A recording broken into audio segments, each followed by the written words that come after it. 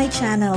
Today, we are on our way to the highest peak of Carcar City, the Camary Hills, to assist my fellow slow food advocate, Baby Embalsado, who will be presenting a cooking demo for an event, with my cousin Ayin tagging along. We will shoot some scenes in the area and spend our night camping there.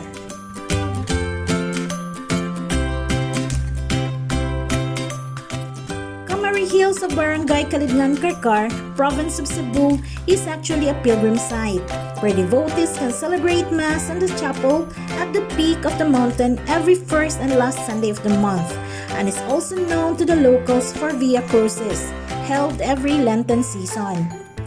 I was a bit excited considering that this is the first time that we visited the place, which is so beautiful according to my friend Baby, who is also a local in the area.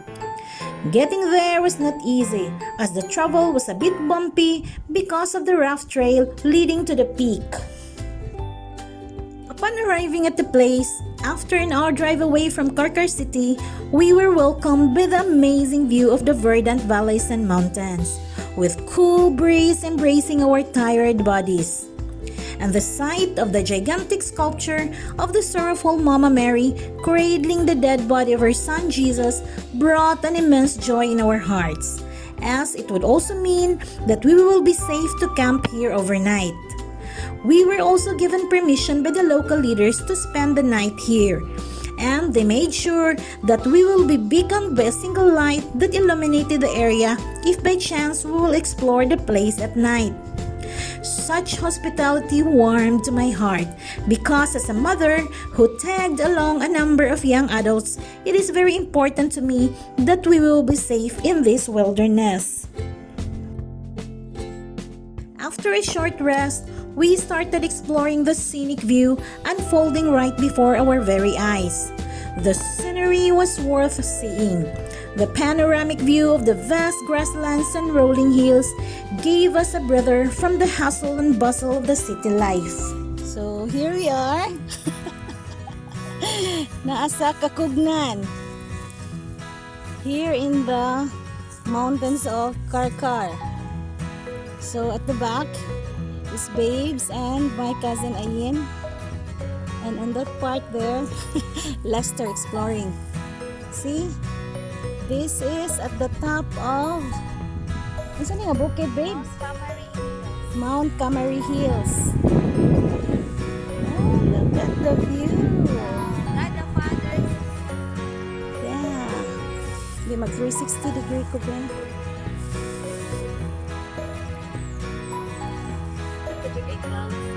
Look you. Oh my God, it's so nice. Tiktoyot na lang ko ani. Nalipog ko. So I started mentoring my friend Baby for her cooking video. We looked for good angles that will complement her presentation. With this breathtaking view everywhere, only the improper lighting will defeat the grandeur of this scenic beauty enveloping us. As the majestic sun started her journey to the west, we need to look for the perfect view. Akong gusto makuha ang talahiban. Ganundot ka siya ang talahib. Dira siguro kadapitan. Ano? Sige. So, ang akong diction, ang akong pronunciation, ang akong pagka-deliver. Ikalma lang. Kalma lang. Ayo kay padanga. Pag mauwaw ana, ikalma lang mura kag nag-explain sa imong igsuon or sa imong kanang kaila. Ready ko ana.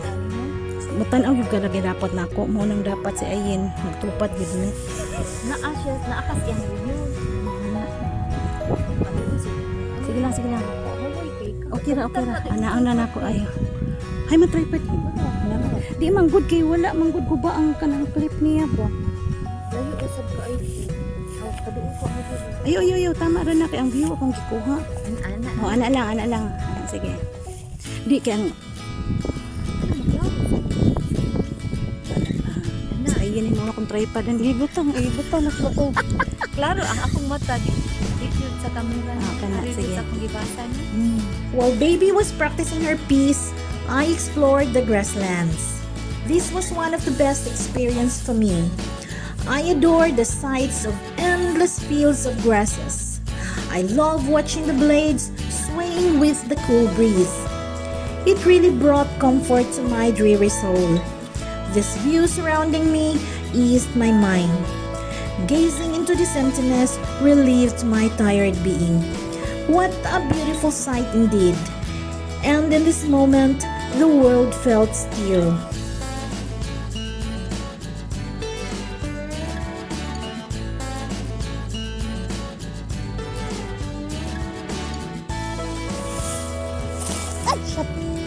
Oh my gosh, what was that? I'm sorry, birdie. The baby must be nesting here. While exploring the grasslands in solitude, a sudden movement frightened me. I was caught off guard. It was a bird nesting in the grassy field.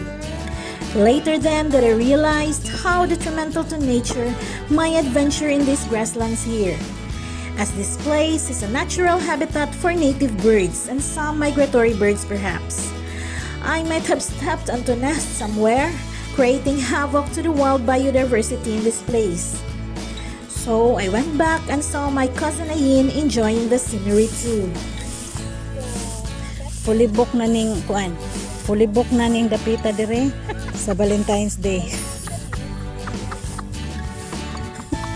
Sinsya na mo ha. Reserve. Reserve. Just kawanangan. Yan yung practice ang Valentine's Day. Mo daw ni iyahang ipabook, ipasira daw ni niya sa Valentine's.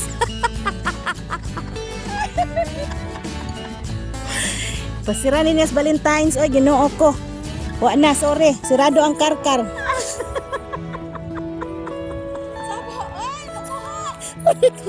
Nag-record na dyan.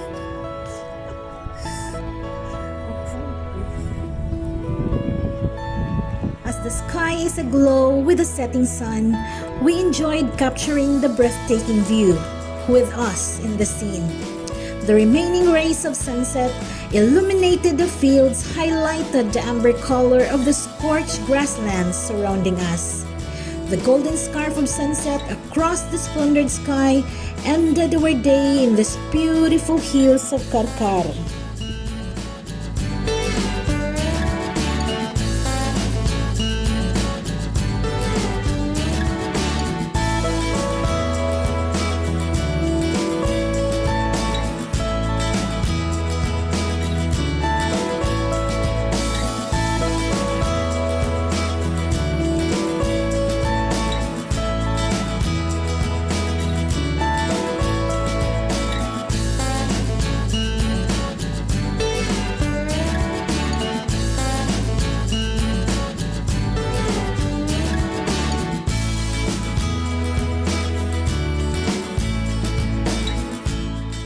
As the day unfolded and a blanket of darkness enveloped us, we tucked ourselves into our cozy tent, enjoying the cold breeze as the temperature dropped, forgetting all the worries of the day and thanking God for the wonderful experience.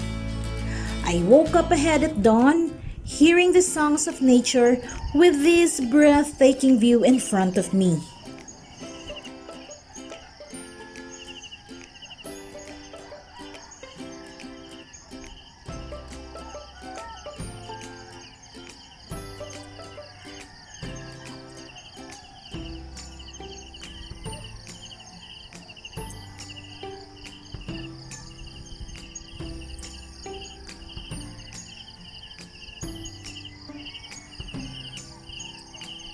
As our adventure in this wilderness has come to an end, we packed up and headed home, bringing with us beautiful memories of this little piece of paradise.